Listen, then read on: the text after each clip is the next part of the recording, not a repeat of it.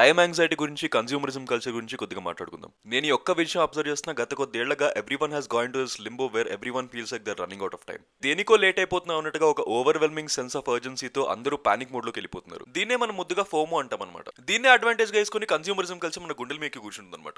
And వీళ్ళ marketing కూడా ఇప్పుడు కాకపోతే ఇంకెప్పుడు అన్నంత రేంజ్ లో ఉంటుంది. ఎందుకంటే చాలా మంది కన్స్యూమర్స్ కి సెన్స్ ఆఫ్ అర్జెన్సీలో ఒక అడ్రినల్ రష్ అనేది ఫామ్ అయిపోతుంది అనమాట. దీన్ని నేను మళ్ళీ రెండు ఫినామినల్ గా డివైడ్ చేస్తా. ఒకటి టైమ్ సేవింగ్ ఫినామినాన్, ఇంకోటి మాచా లబూబు రేవ్. ఇక్కడ మనం అబ్జర్వ్ చేయాల్సిన విషయం ఏంటంటే, I could go to a grocery store and I could buy a cola for 40 rupees and walk out with no additional charges. కానీ నేను ఏదైనా క్విక్ డెలివరీ యాప్ యూజ్ చేశానంటే I could end up buying things that I don't actually need, ఎందుకంటే నేను hidden charges avoid చేయగలను కాబట్టి. Time saving ఫినామినాలో ప్రతి product ని డోర్ స్టెప్ వరకు వచ్చేస్తుంది with the premise of offering you that will save your time.